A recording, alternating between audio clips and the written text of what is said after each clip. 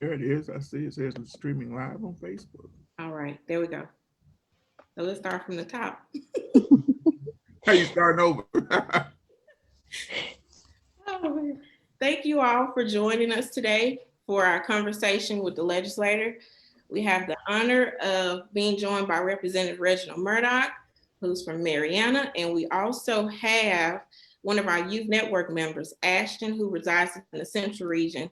Thank you all both for joining us today. Do you have any words before we begin? Ashton? I just want to say thank you for letting me be a part of this. I'm really looking forward to it. I'm really excited. Thank you, Ashton. And I'll echo what Ashton said again. I think I did it before, but we'll do it again since we're redoing this as retake. Thank you for allowing me to be a part of this forum tonight. Hopefully the information that I have will be beneficial to someone listener out there, to someone's ear, or if it's being recorded, that someone may can listen to it another time, or you can pass the information on. But hopefully we can provide something to help further the necessary information getting to the rural communities. And again, as I said, especially during this pandemic time, it's very important what you do. Thank you to the entity for this, and we really, really appreciate it. Thank you. And anyone viewing on Facebook, if you have questions while we're going, feel free to type them in under the video and we'll answer accordingly. So Representative Murdock this is his sixth term. He's been a school board member, so he knows, he's on the House Education Committee. Last session, he was the co-chair, the vice chair of the Education Committee. So he's been engulfed in the education landscape for many years. So the first question that we have is around standardized tests. During this time, do you think there should be a moratorium? Obviously, yes, or at least a moratorium on or on what the tests mean, the outcomes. I think we still should test and get the outcomes, and then we can use that data to even compare to the impact of the pandemic. I think everything now during this time is pandemic related, and some of the good data that we need to have is understand how teachers and how our parents and how the students have been able to, what they've been through in this and how it's affected the educational delivery. We will see that we have some real heroes, even through this pandemic, that are still doing it in a manner that is way above normal, and even we'll find some that suffer during this time. But I think the data is important. I think the testing is important, but we should not use the testing for punitive damage. We should not use the testing to hurt anyone or put anyone in a bad light. So hopefully we'll do the right thing with that, with the testing if we do it, and we will be doing it, but we want to make sure we do, because the federal government is at this point still requiring us to do it. But again, how we use it is very important. So in the realm of testing, I know now they do these interim tests before the end of the year standardized tests, and I believe they do test for growth with that. But what do you feel about us moving away from testing for performance and more to a growth? Well, that's education, right? That's the definition of education, is growing thereby as you learn. And we know that different people learn at different levels, and education truly is about what you just said, attainment. And so put a magic number out there to say, or it's the only number. We know the situations are different. So therefore, achievement levels are going to be different. But what we should care about is achievement. And so I think that's a great point. And I think that is moving around the educational circles now. I think I've seen it even in the last couple of years, that we do look at, especially in some of our tougher environments in the rural even, that we look at growth versus just a magic number. I believe Ashton has a question. Sure. So my question is, how do we make virtual more effective for teachers and students? Well, of course, that's a work in progress. You know, how we make it more effective is we take the data that as we see the results come in, because we're just now getting results on how students that were learning virtually, their results, and all of them have not been very good, Ashton. So what we're going to learn is how to do it better. We are a work in progress. I don't know that anyone knows the answer to that specifically, but we have to have engagement. I think that the parent is super important, the guardian, because now we got to have you to help us with that instruction, that classroom instruction to some degree. Results on how students that were learning virtually, their results. Myself talk. Is that making sense? Okay. Okay. So I don't know what that was. So we want to make sure that that the virtual education piece, that we're learning how to do it better. And I think that uh, again, the parent, the teacher, everybody in that delivery method is learning now. So we'll see how it can work better. I don't think there's a final answer to that, but I think we need to look at the data, look at the results, and go back and review the tape, if you will, and see how we can better ourselves. Thank you, Representative Murdock. So we know in the governor's state of the state, he's proposed another pay increase for teachers. Just want your feedback on that. And I know the Arkansas Education Association and other entities are pushing for an increase for support staff as well, because this has been an all hands on deck effort to make sure that education has continued. So just want your feedback on both of those. But that's a great point you make. You answered the question really in terms of yeah, there is a push for an increase, but we want that increase to be across the board. And there are many support staff and that whole team of people out there that has made this happen to the extent that we've been able to keep the ship moving. So we don't want to minimize anybody's efforts, everybody from the cafeteria to the classroom and all in the administration building. We want to make sure everybody's appreciated through this. So I'm happy that the governor had that on his to-do list, if you will, and one of his priorities. And I want to make sure that we get that done in a prudent manner, and it provides a real increase so we can show the teachers, the support staff, everyone how much we appreciate what they've done through this very tough. And it's easy, to look and say, okay, as they go out there, what they've faced, that they should do a certain job when we're not in those situations where we're dealing with the COVID in and out of those classrooms, for the children. I mean, it's just a very tough situation. Co-workers, etc., and just being out in public. I know some people have refused to go outside in the last 8-9 months. They just said, hey, no, I can't try this. And so we ask those soldiers, if you will, to go out there and take care of our children, and we should appreciate them. Ain't no doubt. Thank you. Ashton? Building off of that, how you said you would like to represent everybody and celebrate everybody and help everybody in the school district. How does the legislator support rural districts? Well, first of all, by paying attention to your rural legislators and those and your rural superintendents and your rural school boards, we got to listen. You have to be good listeners in order to be a good teammate, in my opinion. I can't just come to Little Rock and come to legislate, make laws, come up with ideas to make it better for rural Arkansas without listening to the stakeholders, the parents, the students, even everybody involved. And that's really how you be a real good legislator. If you listen to the needs, you do assessments, you come back and you come to Little Rock and you fight hard to make sure that those doors are knocked down and you get the opportunities that you deserve back in the rural Arkansas so that we can have the greatest outcomes. And so that's the way it works for representation. Is here first, analyze, make assessment, and then go back and let's go and demand from the state of Arkansas, from your legislators, from the governor's office, everybody involved. We demand that we have the proper things for the rural communities. And as it relates to education, housing, economic development, it goes on and on and on. And that's what I've been so thankful to be able to do in various areas, is to be empowered by the people to go and fight for what you deserve. Thank you. Yeah, that's very important. Great question too. It is. Thank you, Ashton. So, due to Act 60 mandating certain districts to annex or consolidate, rural communities across the state have former school buildings left, with some being donated to local community organizations. What are your thoughts on the state providing funding to help repurpose these buildings to better serve the community? In general, I mean, without being specific, because I think it's a case-by-case basis that you would have to take those situations to see how those buildings will be utilized and to make sure that they're being utilized to better the community, that there's not being used for any divisive type ways that will separate communities in any way or the educational outcomes for those involved. So there's, my general answer, and I'm sorry I can't be more specific because I think it's just on a case-by-case basis, and that we look at investing in. So in general, yes, let's invest in our communities. Let's invest in those facilities that are sitting there that we can utilize to make the community better in various ways, be recreation or more facilities that's needed in growth areas, et cetera. So let's do the best we can. But let's make sure that we do an assessment first. And then we listen. We listen to the local stakeholders. We give them input so that we can help them best. So The now process. Got to pay attention to the process. It's a process.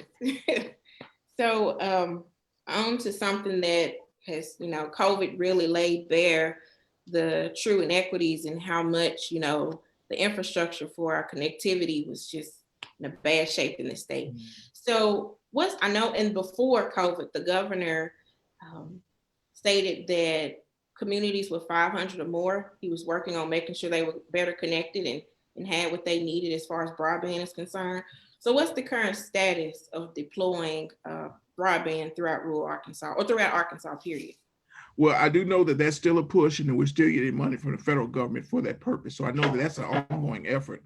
I can speak specifically to my district and what I was able to help my mayors and county judges do in a couple of counties I represent was to engage through the AEDC's broadband program to upgrade and make Wi-Fi that is more accessible and better performing. That's our goal. We're still laying that out. Some of that's still being done. Some of those contracts are almost complete. But I was able to, during the pandemic time, to bring about $5-6 million to the Delta for rural communities to get Wi-Fi and access and upgrade, and was able to engage with the company.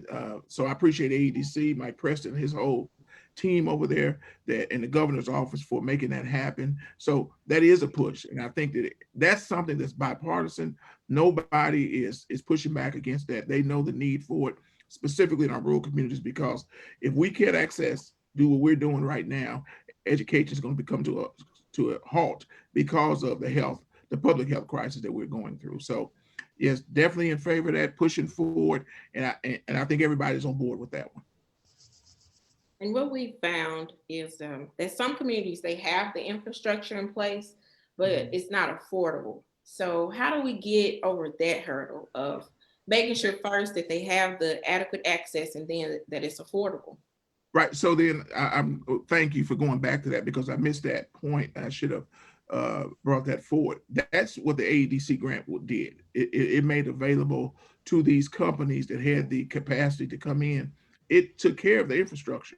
So it was a zero cost to them. It paid for the infrastructure for these companies to put it in, and then we can buy the service after they did it. So this grant that AEDC had was huge, it was millions and millions of dollars, and it took care of the problem you're talking about right there, the infrastructure problem. So that is currently out there. It's being utilized by several companies, and I think we should see the fruits of that labor very soon. Very soon. You should hear some rural communities telling you that it's gotten better. I don't think it's quite there yet, because I do know some people are still calling me because it was supposed to happen. But that we're working on it, and the grants I know were awarded. I know that the companies are working, and I fully expect in the near future that we will see the fruits of those labors. Thank you. I know in the governor's state of the state, he mentioned $30 million that he's going to push. And I know some legislators have said they're going to ask for more. Of course, more is good, but 30, that's a good start. And I was listening to Mike Preston on Talk Business. I think it was yesterday, and he was saying, I think 600 million is what's needed. Oh yeah, 30 million won't touch it. That's right. Yeah, it's a start. Yeah, it's a start. Yeah, that'll get you toward the door. But yeah, that's 600 million is more like the number we've, broadband is kind of like the highways. It's the information superhighway, then it's the real highways. So like there's a big number with those real highways, it's a big number with the information highway as well. But it's worth it. It's a part of economic. That's the only way we're going to compete as a country, as a nation, is that we continue from a technological standpoint to keep up with the rest of the world. And if we don't do it, then we'll see the other side of that as well. So we need to do it. It makes sense. And it seems like that people are on board to make it happen. We gotta be ready and make sure we take advantage of it. Okay. So one more question I have about broadband before Ashton has some more questions. So if a community was not able to apply for those funds when they initially came out, should they still contact AEDC now and say, hey, just so they're on the radar?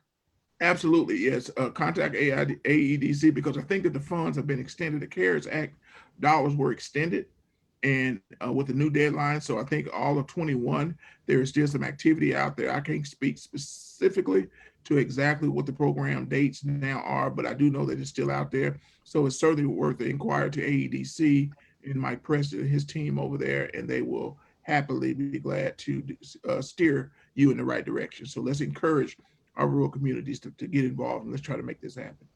Thank you. Ashton has a few questions regarding hot topic bills that have, been in the news. Take it away, Ashton. Y'all ready for that for real? For real? Okay, so what are your thoughts on the Senate Bill 24, and what do you feel like the purpose and the intent of this bill is? Well, I can give you my thoughts on it. The purpose and intent, I really don't know. I'll have to speak to you'd have to speak to the author of those bills. But let me tell you about the bill. It does two things really that's very, to me, egregious and offensive to humans and to the way of life that we should live in a civil society. It takes away the ability to retreat. It does not require that in a situation that you retreat if you can, for everyone can leave a situation safe. Certainly, I believe in self-defense. I believe in the Second Amendment. This is not about guns. This is about civility and treating human beings as civil. So if we have an opportunity and we're confronted with a situation, and if we can retreat, we should. We should not become the Wild Wild West, and because I can just start firing my firearm, because we're an open carry state now, so everybody can carry one, and you almost have to assume that they have one. But we want to make sure we still do the prudent things as we carry those firearms.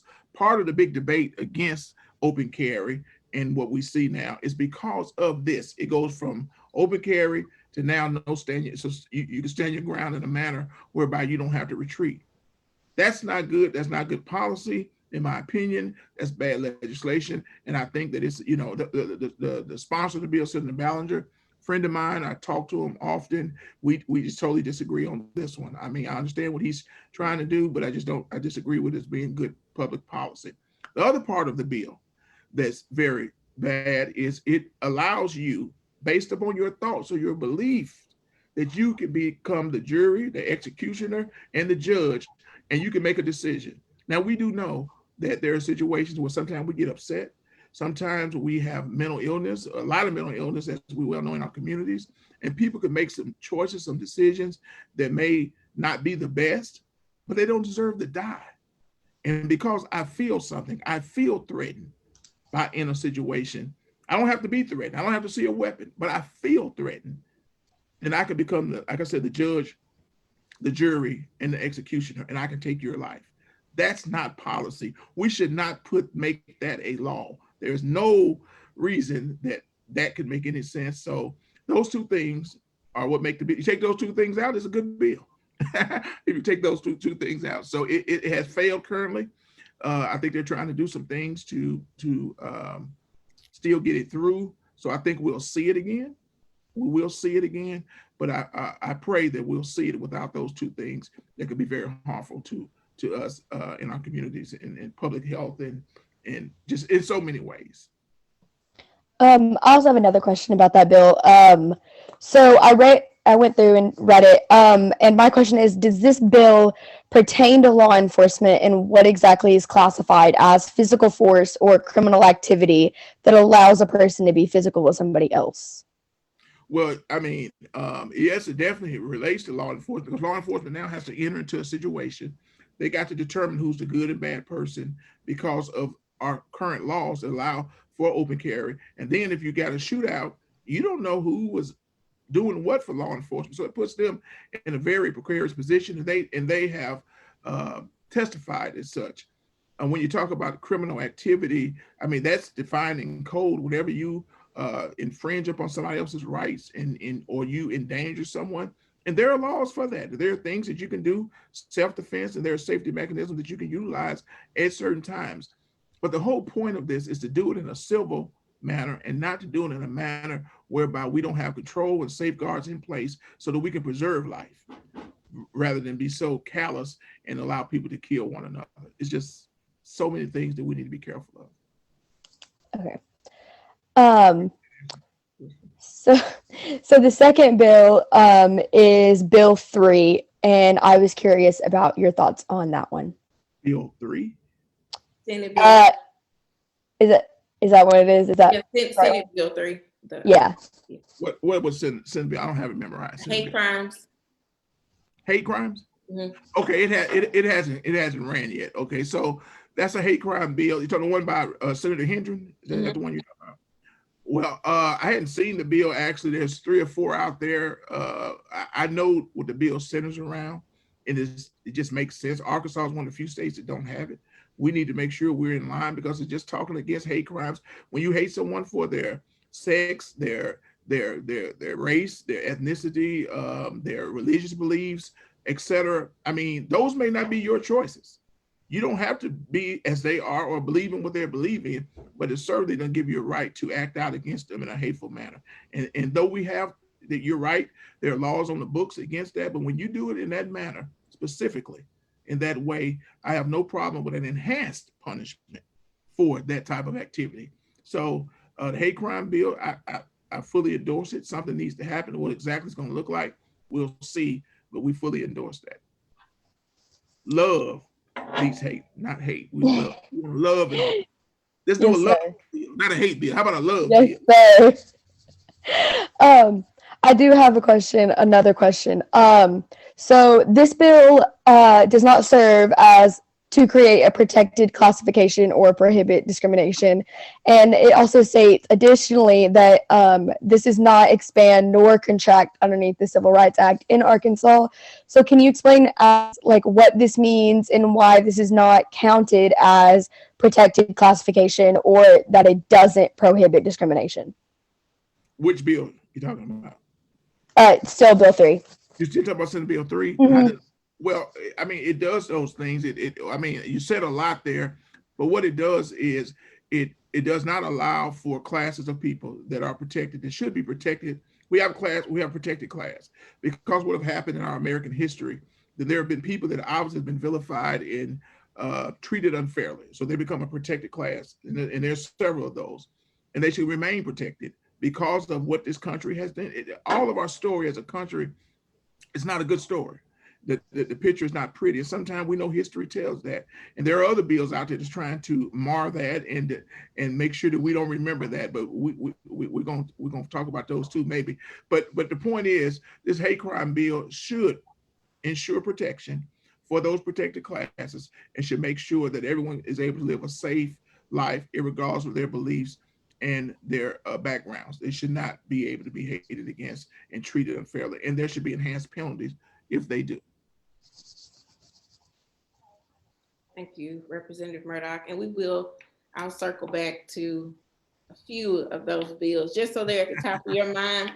1218, HB 1218, HB 1231, of course. And then I want to go into HB 1112, which is the trying to make it harder for people to do provisional ballots. So I want to talk about some of those things and why they, they're just bad bills. But before that, I want to finish the series of questions that I have.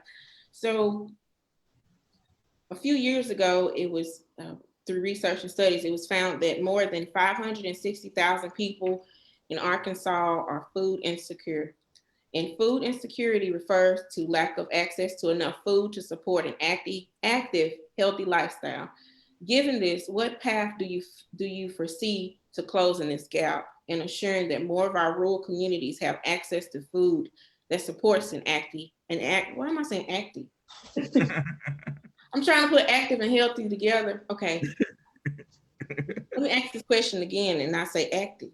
Okay, so given this figure of the 560,000 people that are food insecure in Arkansas, what path do you foresee to closing this gap and ensuring that more of our rural communities have access to food that supports an active, healthy life?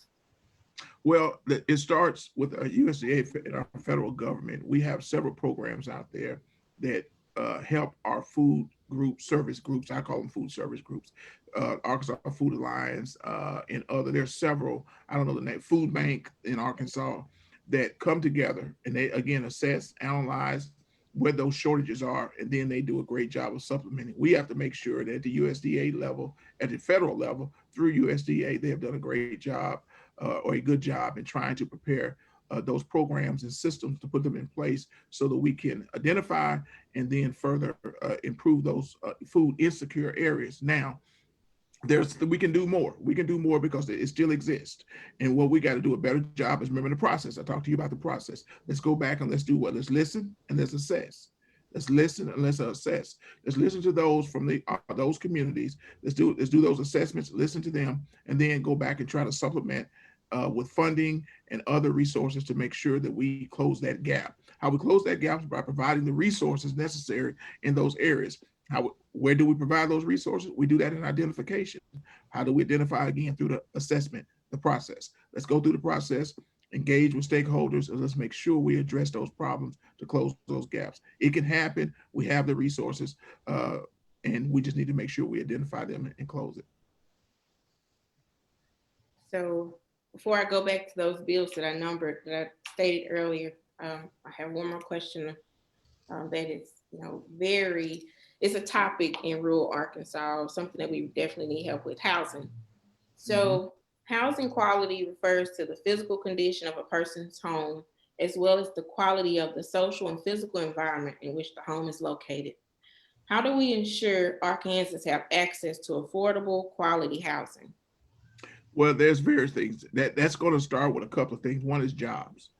We have to make sure that we have jobs and we're able to provide the income and the revenue streams to families to make this happen. We have the public housing system, which is the federal package that still aids in certain communities. But as you talk about individual home ownership, that starts with people having meaningful jobs where they can make money and then they can do the things to acquire home ownership.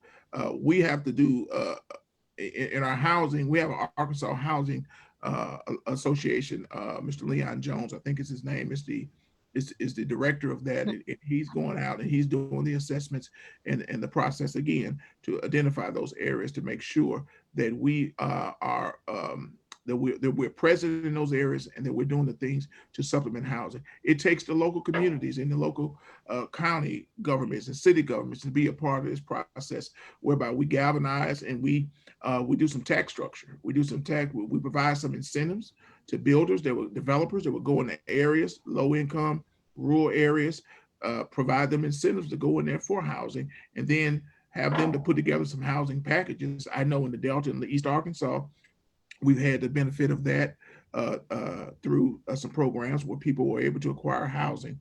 But it comes through a program. It has to be intentional as well. It has to be intentional that we're trying to fix the problem. So I think we're on that train. I think we're headed that way. I think there's work to be done in that area. And I think there's a collaborative effort that's going to take with all of us making that demand at the level legislatively and at the second floor, if you will, in the state capitol to say, hey, we need more attention to this. And then we all can do probably a better job in making sure that happens. But it's very important. That's a great question that we really need to address. Okay. So I want to go back to those bills. Ashton, do you have anything to add? No, I don't. Okay. So I want to go back to HB 1218, HB 1231. You kind of hit on both of those before I go into another bill. So Sure. Just your feedback on those, and what would you advise citizens to do around these? I promise you, if you have my email, that you're doing it. I've never received so many emails in my life for those two bills in my legislative life, and you're doing it. You're advocating, and 1218, which is the bill centered around what I call censorship, is trying to determine what we should teach and as it relates to the history in our country. And I just don't think never should we stop the ongoing dialogue and exchange of ideas. To say that our teachers don't have the ability to develop a curriculum they can present to our students who have sharp minds, great minds, and those students can't talk back. See, what we allow for in the classroom is that growth you talked about earlier. People grow and become more educated through communication and the allowance for that. In this case, we say censure. We say, we don't even want you to hear that story. We don't want you to hear someone's rough beginning and how it has evolved. There's lots of good things to talk about when you talk about the history of what has happened. There are some bad things, but to say that we're not going to talk about them, it absolutely just spits in the eye of education, our educational leaders, our teachers, our school boards, our superintendents. And again, I don't think 1218 gets off the bus. I think that you guys have done a great job of advocating against that, and I don't think that it'll ever see the light of day. Okay, 1231 is the 1619 project, if you will, that talked about slavery and how slavery was a cornerstone to the building of America. That is a project in a philosophy that's shared by the authors of 1619 project, and what the bill sponsor, and I've talked to Representative Lowry, the bill sponsor, as to what he's meaning with this, and what he's taking is his feeling to put it into law. What we should not do as legislators is make our personal opinions about a concept or even a theory law, and then to the point that we're going to say, you can't even talk about it. Well, you can't even teach about this. Take this out. You know, that's far overreaching, again, the ability of the student, the listener, the receiver to make a good decision upon some people may agree with the 1619 theory. Some people may not agree with it, but they certainly need to what? Hear it. The process in education says we hear, we communicate, and that's how we grow thereby. Some will, some won't believe it. That shouldn't even be part of the answer, but because of what he believes, he think you shouldn't even hear it. And that's, he doesn't have that authority to guard our lives like that. And God didn't make, we didn't ask him for that. We don't need that from him. So what he's done is he's amended the bill, because it was for K through 12 and all of 2-year, 4-year institutions. Well, he's amended the bill to take the 2-year, 4-year institutions out. So he just made a bad bill better, but it's still a bad bill because it got K through 12. So K through 12, so if you get K through 12 out of it, like he has 2-year and 4-year institutions, then he got a good bill now, because now nobody's being censored. Everybody could be a part of the process. And then let's just teach it. Let's teach it. Let's debate it.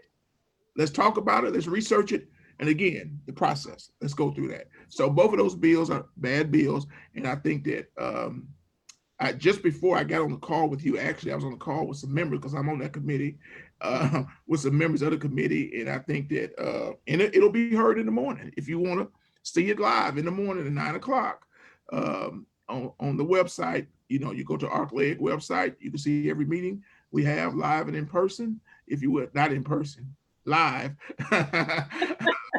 virtually. Right. But yeah, so you can hear the debate in the morning, but I think we're in good shape with that. And I think, we'll get to continue the educational process in Arkansas as it should be. I hope so. I was a part of the last graduating class of Elaine High School before we were mandated to annex. And the Elaine massacre of 1919, that was not something that was taught. It was not something that was talked about. A lot of people didn't learn about it that are from there until adulthood. So we don't need to go another generation with these true stories, no matter how ugly they are, without them being told and talked about, So yeah, both of those bills are very dangerous. I'm glad to hear that 1218 is, not getting anywhere. I hope it stays that way. But I'll definitely be tuned in the morning to see what happens with 1231. Yeah. So 1112, this was by the same author of 1218 and 1231. So we should be making it easier for people to vote. We should be making it more accessible. And I said this on the podcast. I don't want us to just talk about like the bad bills. We have some good bills, like we have 1202 by Representative Collins and Senator Breanne Davis, that makes the ballot accessible to people before election time, or before they get to the booth. So that's a good bill. That makes a way for people to be more informed. But you also have like this HB 1112 where it's trying to be made more. It makes it more difficult for someone to do a provisional ballot. So just your input on that, and do you foresee, or I guess you can't foresee, but do you see more of these like voter suppression bills happening this session? Sadly, I do. I do see them happening because there is a myth, or in my opinion, a myth out there. There's a problem where there's not a problem. When you do that, when you look at the data and you see what really has happened, there's not a real issue there. But what that bill does, it makes it harder if you don't have ID. I mean, to come back and vote a second time, and it just makes it so anything in general that we do to disturb the ability for you to participate in the voting process, I'm against. I think that's a suppression. Anything that you put in place to make it harder, and that's what that does. We have a provisional system for those that need a provisional, and there are many reasons why you have a provisional ballot. And then the reason why we don't need this law is because, as you well know or may know, with a provisional ballot, 3 election commissioners review those ballots that are provisional, and they make a decision on whether that ballot should be counted. So we don't need to make a law and enter into that sanctuary, if you will. We have a system currently in place that allows for a complete review of a provisional ballot with our input by this bill. And so, very bad bill, very bad law if it's signed into law. Just hopefully it will be stopped before it is. I hope so. It was just very disappointing to see it pretty much fly off the House floor last week. I think it was 75-20. And I spoke against it. I mean, I thought, yeah. Thank you. You got out, but I spoke against it. Yeah.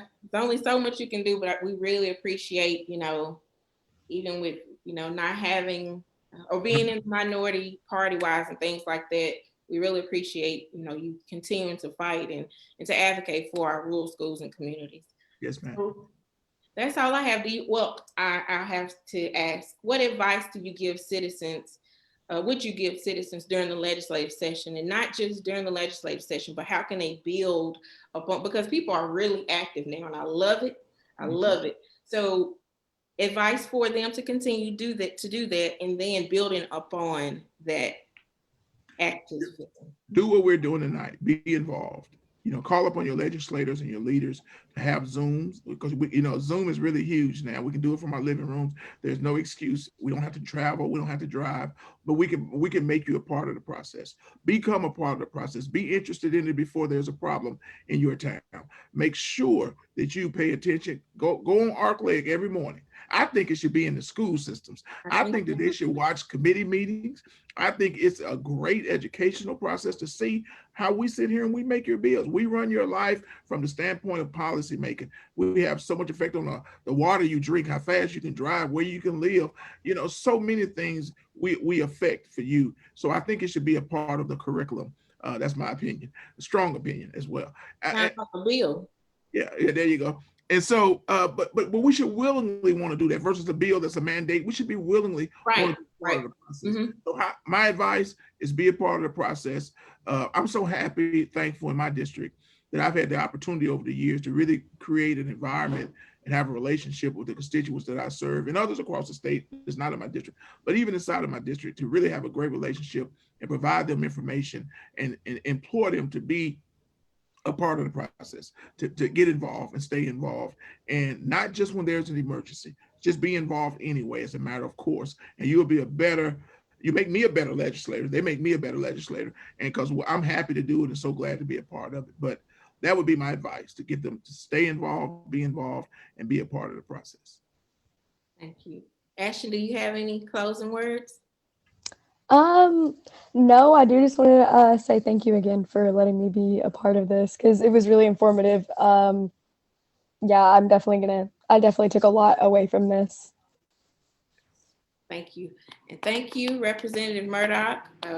We'll definitely be tuned in the morning to see what happens in that House committee meeting. And we hope to pick back up maybe after the session and you're not as busy, to kind of do a recap of some sort. Anytime, just call me. Yeah, thank you so much. Thank you all for joining us tonight, and we'll see you soon. Good night.